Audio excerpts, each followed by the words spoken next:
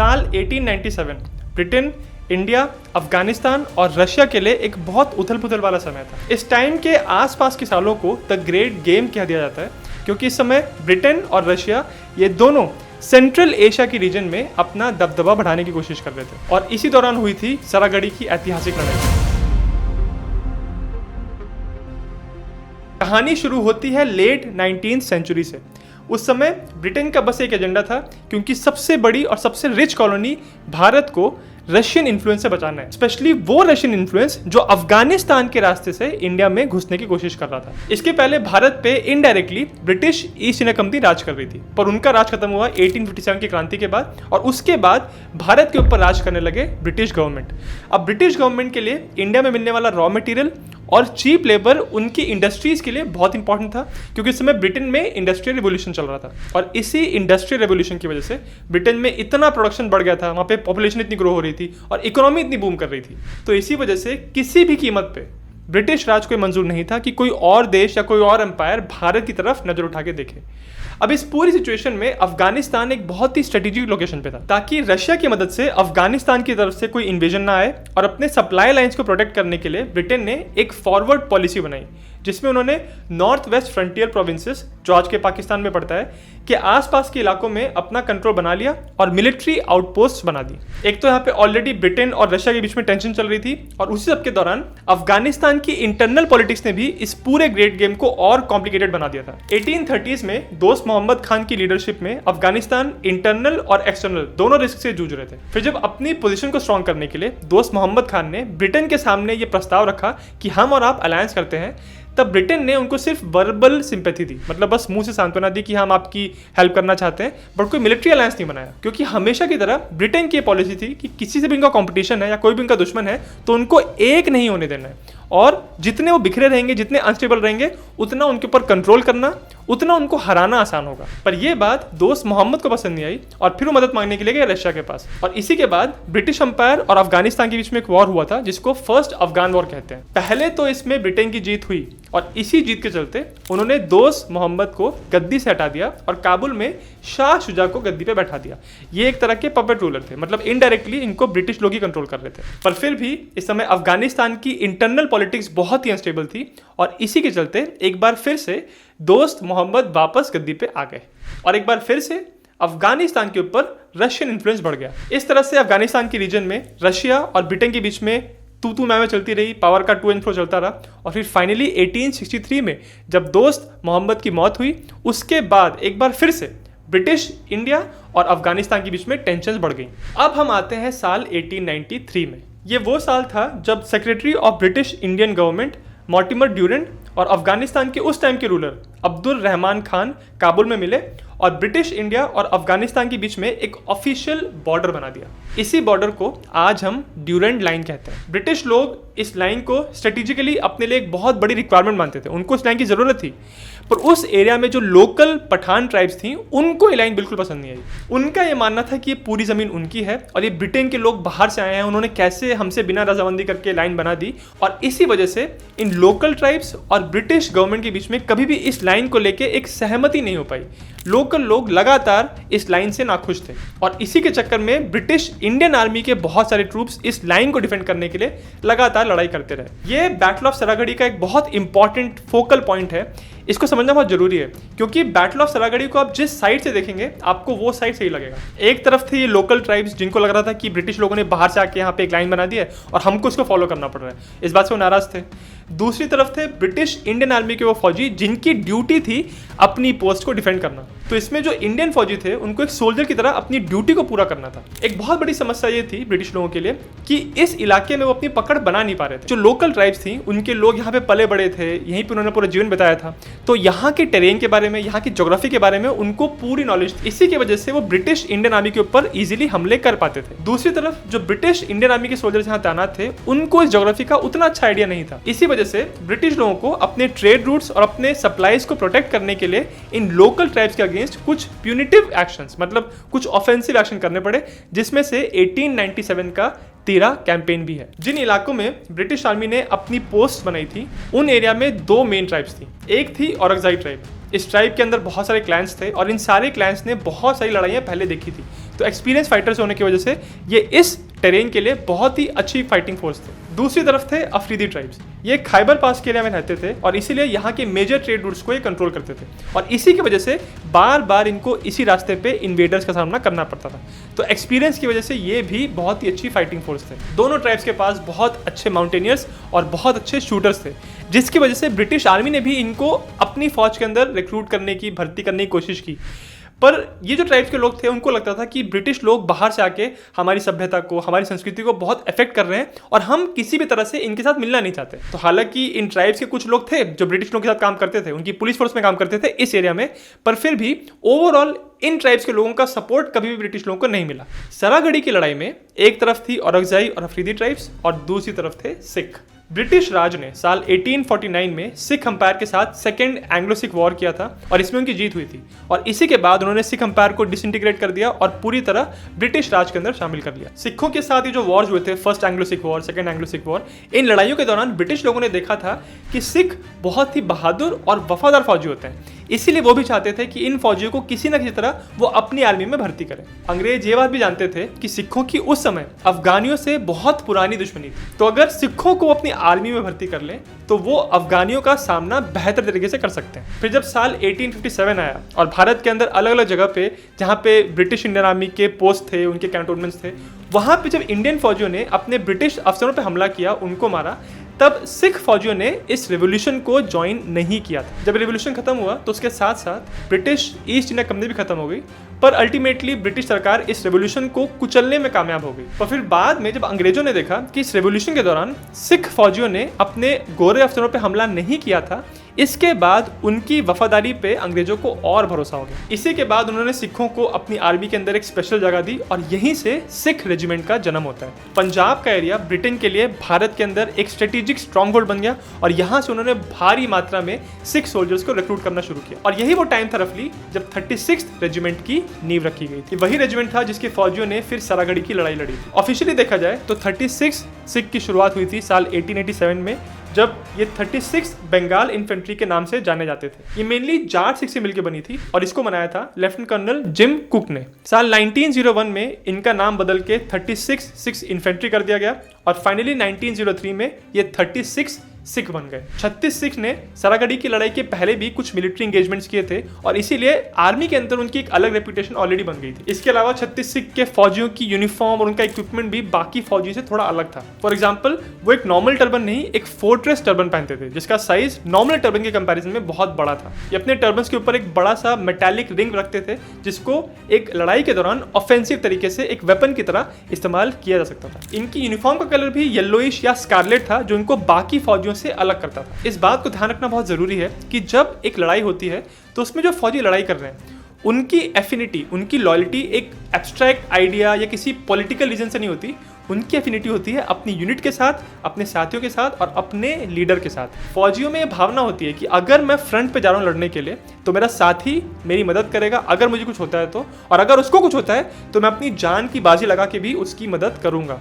इस फीलिंग की वजह से एक फौज एक कोहेसिव फाइटिंग फोर्स बन पाती है। इसी वजह से कोई भी फाइटिंग फोर्स अगर अपने साथियों के साथ, अपनी यूनिट के साथ और अपने लीडर से इंस्पायर्ड है तो वो बड़े से बड़े चैलेंजेस को झेल सकते हैं। जैसे मैंने बताया 36 सिख के पहले कमांडिंग ऑफिसर थे लेफ्टिनेंट कर्नल जिम कुक, पर उसके बाद 36 सिख की कमांड मिली लेफ्टिनेंट कर्नल जॉन हॉटन को। हॉटन को इस बात की गंभीरता का एहसास था कि वो एक सिख सोल्जर्स के रेजिमेंट को लीड कर रहे हैं, इसीलिए उन्होंने सिखों की भाषा, कल्चर और तौर तरीके सीखे। ऐसा करके उन्होंने अपने सोल्जर्स के ट्रस्ट और रिस्पेक्ट को जीता। कॉम्बैट के दौरान भी हॉटन अपने सोल्जर्स को फ्रंट से लीड करते थे और इन सारी बातों की वजह से 36 सिख के फौजी हॉटन को बहुत पसंद करते थे। जिस आदमी ने सरागढ़ी की लड़ाई में 20 फौजियों को लीड किया उनका नाम था हवलदार ईशर सिंह। इनका जन्म 1858 में पंजाब के जगरांव में हुआ था। इनकी फौज की यात्रा शुरू हुई साल 1876 में और फिर साल 1887 में ये 36 सिख के साथ जुड़ गए थे और फिर साल 1893 में इनकी शादी हुई जीवन कौर जी से। सरागढ़ी के फोर्ट के अंदर सबसे सीनियर फौजी थे हवलदार ईशर सिंह, उनके बाद थे नायक लाल सिंह,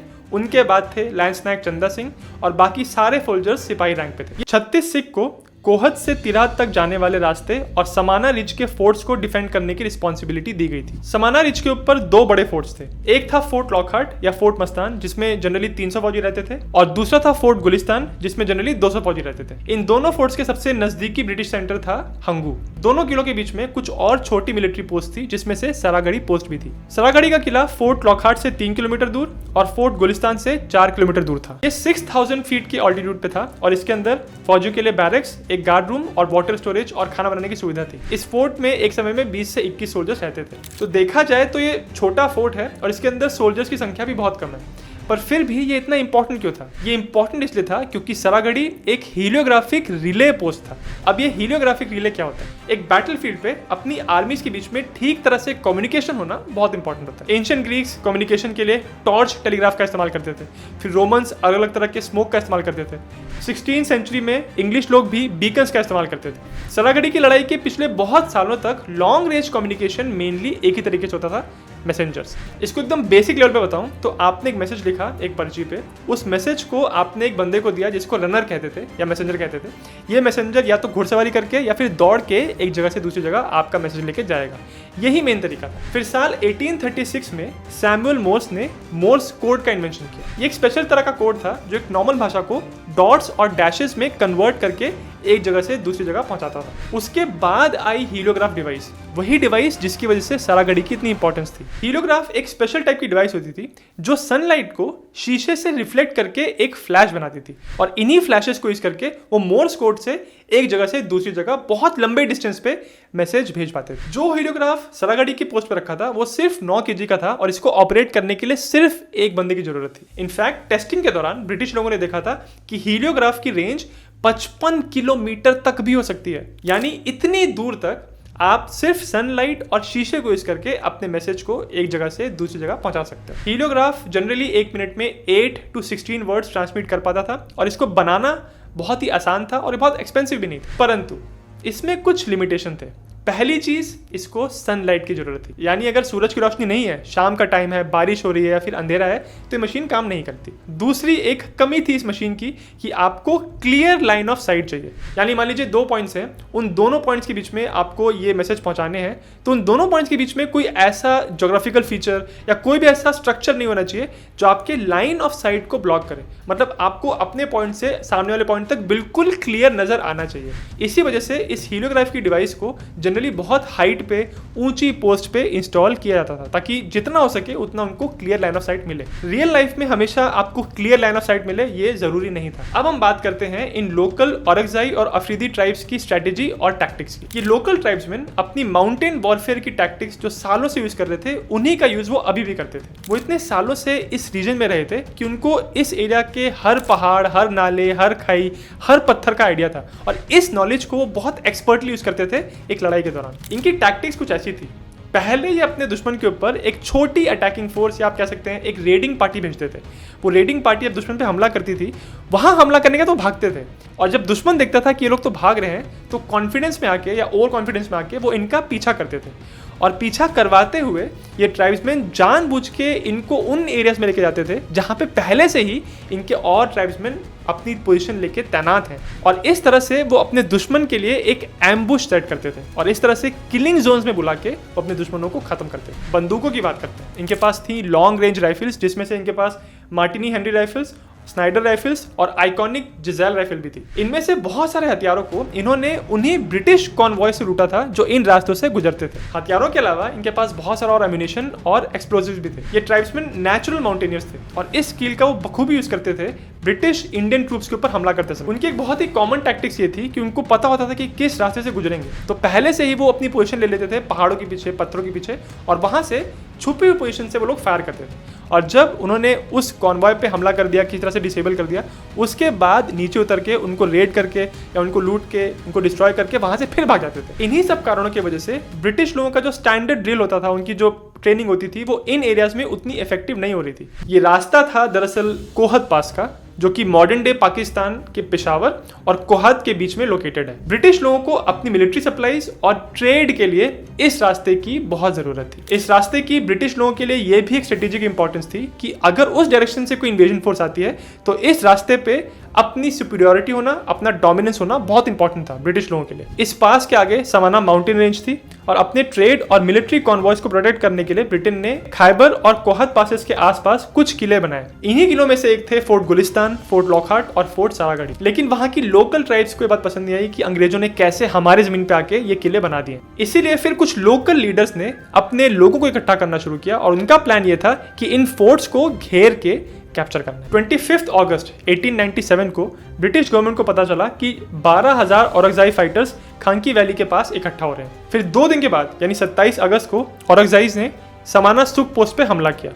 ये पोस्ट फोर्ट गुलिस्तान से सिर्फ 1.5 किलोमीटर वेस्ट पे थी। फोर्ट गुलिस्तान के अंदर 36 सिख के सेकंड इन कमांड थे मेजर डेवो, जो कि अपने साथ 150 इंडियन सोल्जर्स को लेके अटैक का सामना करने के लिए तैयार थे। और फिर जैसे ही फोर्ट गुलिस्तान से डिस्ट्रेस का मैसेज मिला फोर्ट लॉकहार्ट को, तुरंत लेफ्टिनेंट कर्नल जॉन हॉटन अपने साथ 132 सोल्जर्स को लेके फोर्ट गुलिस्तान को रीइंफोर्स करने के लिए चल पड़े। फोर्ट पे पहुंच के उन्होंने सारे सोल्जर्स को फोर्ट के अंदर कर लिया, क्योंकि वो जानते थे कि औरकजाई फाइटर्स के पास न्यूमेरिकल सुपीरियरिटी है। वो बहुत सारे फाइटर्स को लेके यहाँ पे अटैक करने के लिए आए हैं। औरकजाई फाइटर्स ने समाना सुख पोस्ट को कैप्चर कर लिया और उसके बाद फोर्ट गुलिस्तान के ऊपर 1 किलोमीटर दूर से फायर करने लगे। इसके बाद औरकजाईज ने समाना रेंज के ईस्टर्न पार्ट पे भी अटैक किया और लॉकहार्ट पे अपनी लॉन्ग रेंज राइफल से फायर करते रहे, जिसकी वजह से लेफ्टिनेंट कर्नल हॉटन को अपने रीइंफोर्समेंट्स का आधा हिस्सा फोर्ट लॉकहार्ट भेजना पड़ा।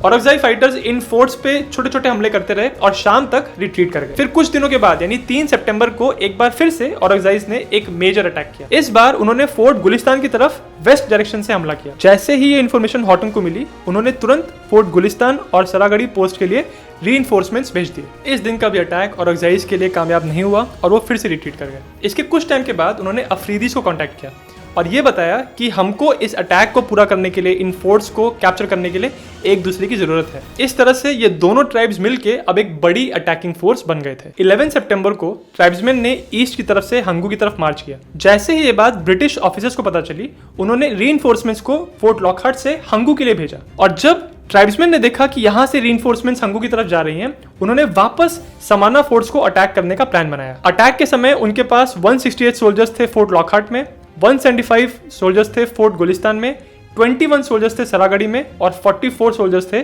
संगर पोस्ट पे। 11 सितंबर की रात को ट्राइब्समैन ने संगर पोस्ट पे अटैक किया, पर इस पोस्ट को वो कैप्चर नहीं कर पाए। उसके अगले दिन यानी 12 सितंबर को ये ट्राइब्समैन सरागढ़ी पोस्ट के ईस्ट और वेस्ट साइड पे इकट्ठा होने लगे और चारों तरफ से घिरने लगे। ऐसा करने का उनका सिर्फ एक कारण था, सरागढ़ी का आइसोलेशन। इसके पहले उन्होंने जितने भी हमले किए थे वो सक्सेसफुल इसलिए नहीं हो पा रहे थे क्योंकि जब वो फोर्ट गुलिस्तान पे हमला करने जाते थे तो गुलिस्तान वाले लॉकहार्ट से रीइंफोर्समेंट्स मंगवा लेते थे और ये जो कम्युनिकेशन हो रहा था वो हो रहा था सरागढ़ी के थ्रू। तो इसीलिए अब उनकी स्ट्रैटेजी ये थी कि हमको ये जो बीच में पोस्ट बैठी है सरागढ़ी की, उसको डिस्ट्रॉय करना है पहले, ताकि इन फोर्ट्स में आपस में कम्युनिकेशन ना हो पाए। 12 सितंबर को इन ट्राइब्स ने मिलकर अब सरागढ़ी को घेर लिया और दोनों फोर्ट गुलिस्तान और लॉकहार्ट मदद के लिए सरागढ़ी नहीं पहुंच सकते थे क्योंकि अब चारों तरफ से सरागढ़ी घिरा हुआ था। सरागढ़ी के अंदर जो फौजी थे उन्होंने देख लिया था कि आसपास इतने सारे ट्राइब्समैन इकट्ठा हो रहे हैं, तो सारे जो सोल्जर्स हैं वो फोर्ट के अंदर अपने अपने बैटल स्टेशंस पे चले गए। अटैक करने से पहले पठानों ने इन 6 सोल्जर्स के सामने एक ऑफर रखा। उन्होंने ये ऑफर रखा कि अगर तुम हमारे अटैक को रेजिस्ट नहीं करते हो और अपनी पोस्ट छोड़ के चले जाते हो तो सारे फौजियों को हम सेफ पैसेज देंगे, किसी को भी हाथ नहीं लगाएंगे। पर इस ऑफर को हवलदार ईशर सिंह ने मना कर दिया। हवलदार ईशर सिंह इस बात को जानते थे कि उनको कुछ घंटों तक इस पोस्ट को होल्ड करना है, उतनी देर में पीछे से रीइंफोर्समेंट्स आ जाएंगी और फिर फोर्ट गुलिस्तान या फोर्ट लॉकहार्ट के फौजी सरागढ़ी को आके रीइंफोर्स कर सकते हैं। ये जो अटैकिंग फोर्स इकट्ठा हुई थी सरागढ़ी के आसपास, उसमें लगभग 10,000 फौजी थे, तो एक ऑब्वियस न्यूमेरिकल सुपीरियरिटी इन लोकल ट्राइब्समैन के पास थी। इसी वजह से पहला ऑफेंसिव एक्शन उन्होंने किया। ध्यान रखिए कि ये अटैक 10,000 पठानों ने एक साथ किले पे नहीं किया था, ये अटैक हमेशा वेव्स में करते थे। इसका मतलब पहले कुछ अटैकर्स जाएंगे, वो हमला करेंगे, अगर वो कामयाब होते हैं तो ठीक है, नहीं कामयाब होते तो नेक्स्ट वेव जाएगी, ऐसे वेव्स में हमले होते थे। सरागढ़ी के अंदर जितने भी फौजी थे उन सबके पास 400 बुलेट्स थी और वो जानते थे कि उनको तब तक फायर नहीं करना है जब तक दुश्मन उनकी फायरिंग रेंज के अंदर ना आ जाए। और जैसे ही पठानों की पहली वेव इनकी फायरिंग रेंज के अंदर आई, तब सिखों ने फायर करना शुरू किया। इस एक साथ फायरिंग को देख के जो पठानों का एडवांस हो रहा था वो थोड़ा डगमगाया। सिखों के पास एक बहुत बड़ा एडवांटेज था, वो एक प्रोटेक्टेड पोजीशन में एक हाइट से अपने अटैकर्स पे फायर कर रहे थे। दूसरी तरफ जो अटैक कर रहे थे वो पूरी तरह वल्नरेबल थे और उनको ऊपर फायर करना था और उनको कॉन्स्टेंटली फायर से बचना भी था। पठानों का अटैक शुरू होते ही सरागढ़ी फोर्ट के अंदर सिग्नल मैन सिपाही गुरमुख सिंह ने तुरंत लेफ्टिनेंट कर्नल हॉटन को मैसेज भेजा कि हमारे पे अटैक शुरू हो गया है। फिर हॉटन ने रिप्लाई किया कि चारों तरफ से तुम लोग घिरे हुए हो तो हम अपनी रीइंफोर्समेंट्स तुमको नहीं भेज सकते। इसका जवाब हवलदार ईश्वर सिंह ने दिया, अंडरस्टूड, ठीक है। अटैक शुरू होने के कुछ घंटों के बाद पठानों को समझ में आ गया कि जितना जल्दी हमको लग रहा था कि हम सरागढ़ी पोस्ट को कैप्चर कर लेंगे वो तो नहीं होने वाला। पर फिर भी ये पठान फाइटर्स लगातार इस फोर्ट की दीवार को तोड़ने या फिर उसके ऊपर चढ़ने की कोशिश करते रहे। इसी बीच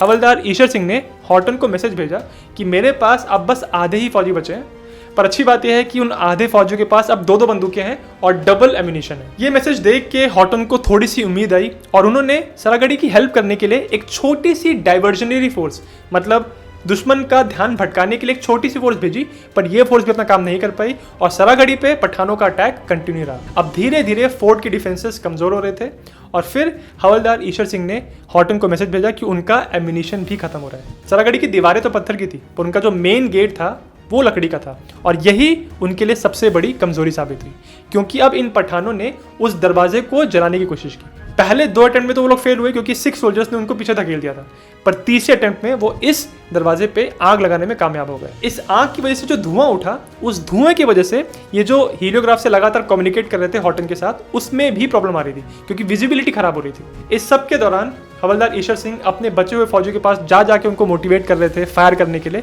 पर वो जानते थे कि अब अंत नजदीक है। एक आखिरी कोशिश में लेफ्टिनेंट कर्नल हॉटन और लेफ्टिनेंट मन अपने साथ 90 फौजियों को लेकर सरागढ़ी की तरफ बढ़े, पर जब वो सरागढ़ी से लगभग 900 मीटर दूर थे तब उन्होंने देख लिया कि अब आगे जाने का फायदा नहीं है, क्योंकि दीवार में एक होल नजर आ रहा था और मेन दरवाजा भी अब गिर चुका था। जब ये पठान फोर्ट के अंदर घुसे तो 21 में से सिर्फ 5 फौजी बचे थे। हवलदार ईश्वर सिंह ने बचे हुए फौजियों को फोर्ट के अंदर रिट्रीट करने का ऑर्डर दिया और खुद अकेले इन इन्वेडर्स को हैंड टू हैंड कॉम्बैट में एंगेज किया। पर इसके कुछ ही देर के बाद सारे सिख फौजी शहीद हो गए और सरागढ़ी से बंदूकों की गूंज बंद हो गई। सरागढ़ी की लड़ाई 7 घंटे चली थी और इस लड़ाई में 36 सिख के 21 फौजी और एक सिविलियन नॉन कॉम्बैटेंट शहीद हुआ था। दूसरी तरफ पठानों को लगभग 400 से 500 कैजुअलिटीज हुई थी। इसके बाद वो इस किले के अंदर आग लगा के यहाँ से निकल गए और लड़ाई अभी भी खत्म नहीं हुई थी। इसके बाद अब पठानों के फोकस पे था फोर्ट गुलिस्तान, जो कि अब फोर्ट लॉकहार्ट से आइसोलेट हो गया था सरागढ़ी के डिस्ट्रॉय होने के बाद। अफगान्स के लिए बैटल बहुत इंपॉर्टेंट था क्योंकि ऑलरेडी वो लोग बहुत सारी कैजुअलिटीज देख चुके थे और अभी तक उनको कोई कंक्लूसिव रिजल्ट नहीं मिला था। जब सरागढ़ी की लड़ाई चल रही थी उसी के दौरान पठानों की एक टुकड़ी समाना सुख और पिकेट हिल पे कब्जा कर चुकी थी और फोर्ट गुलिस्तान के बहुत नजदीक आ गए थे। सरागढ़ी पोस्ट को पूरी तरह डिस्ट्रॉय करने के बाद पठानों ने फिर सेम डे पे शाम के समय फोर्ट गुलिस्तान पे हमला किया। 12 सितंबर की रात भर फायरिंग होती रही और सुबह हुई तो पता चला कि पठानों ने इस फोर्ट के आसपास अपने आप को अच्छी डिफेंसिव पोजीशंस में सेट कर ली। मेजर डे वो ने सोचा कि अब एक रेड करना बहुत जरूरी है और इसीलिए हवलदार काला सिंह ने अपने 11 सोल्जर्स को लेके फोर्ट के साउथ वेस्ट कॉर्नर से पठानों पे एक सक्सेसफुल रेड की। जब जनरल बिग्स को पता चला कि फोर्ट गुलिस्तान पे अटैक हो रहा है तो उन्होंने रीइंफोर्समेंट्स भेजने का फैसला किया। 13 सितंबर को फील्ड गन्स ने मिरनजाई वैली से बॉम्बार्डमेंट शुरू किया, जो डिफेंडर्स के मोराल के लिए बहुत अच्छा था। और फिर अगले दिन यानी 14 सितंबर को जनरल बिग्स अपने 1800 इन्फेंट्री और 4 आर्टिलरी गन्स के साथ समाना हिल्स पहुंच गए। पठान्स ने फोर्ट गुलिस्तान के आसपास घेराबंदी यानी सीज डालने की कोशिश की थी, पर फिर फील्ड गन्स की फायरिंग ने उन्हें खंकी वैली तक रिट्रीट करने पे मजबूर कर दिया। फोर्ट गुलिस्तान को 36 सिख ने 52 घंटों तक डिफेंड किया और इस तरह से अफरीदीस और औरंगजेब का ये समाना फोर्ट्स पे अटैक नाकामयाब हुआ। ब्रिटिश इंडियन आर्मी ने इन 21 फौजियों को मरणोपरांत सम्मानित करते हुए Indian order of merit 3rd class दिया, जो एक इंडियन सोल्जर को दिया जाने वाला हाईएस्ट मिलिट्री ऑनर था। इन शहीदों की बहादुरी को याद करने के लिए 3 गुरुद्वारे बनाए गए, एक फिरोजपुर में और एक अमृतसर में। तो ये थी सरागढ़ी की ऐतिहासिक लड़ाई। मैंने इस लड़ाई का अपना रिसर्च किया है एक बुक से, इसका नाम है 21 Kesaris, the untold story of the battle of Saragarhi. मैंने तो आपको इस वीडियो में बहुत शॉर्ट में बताया, पर इस बुक में आपको बहुत सारे और डिटेल्स मिलेंगे। फॉर एग्जांपल आपको ईश्वर सिंह की पर्सनल लाइफ के बारे में कुछ बातें पता चलेंगी, आपको लेफ्टिनेंट कर्नल जॉन हॉटन के बारे में बहुत कुछ पता चलेगा। उन्होंने अपनी लेटर्स लिखे थे, उन लेटर्स में उन्होंने जिक्र किया था इस लड़ाई का और इन सोल्जर्स की बहादुरी के बारे में। लेफ्टिनेंट कर्नल जॉन हॉटन की मौत भी एक कॉम्बैट में हुई थी, उसके बारे में भी आपको इस बुक में पता चलेगा। इस बुक में यह भी बताया है कि हवलदार ईशर सिंह बहुत ही आत्मसम्मान वाले अफसर थे और गोरे अफसर उनको टेम नहीं कर पाते थे, मतलब उनको अपने काबू में नहीं कर पाते थे। सरागढ़ी की लड़ाई के ऊपर एक बहुत फेमस मूवी भी है जिसमें अक्षय कुमार लीड रोल में है। मूवी का नाम है केसरी और इस मूवी में ज्यादातर फोकस किया गया है इस लड़ाई के ऊपर। इस लड़ाई के पहले अफगानिस्तान और ब्रिटिश इंडिया के बीच में क्या सिचुएशन थी और एग्जैक्टली सरागढ़ी की लड़ाई के बाद क्या हुआ था ये मूवी में नहीं दिखाया है, बट एक्चुअली इसके बाद इन्होंने फोर्ट गुलिस्तान पे भी हमला किया था। ओवरऑल मैं कहूंगा कि केसरी एक बहुत अच्छी पिक्चर है, आप जरूर देखिए। ये Amazon प्राइम पे है। इस बुक का लिंक मैंने वीडियो के डिस्क्रिप्शन में डाला हुआ है और अगर आपको वीडियो अच्छा लगा तो मेरे चैनल जिज्ञासियम को सब्सक्राइब जरूर करें।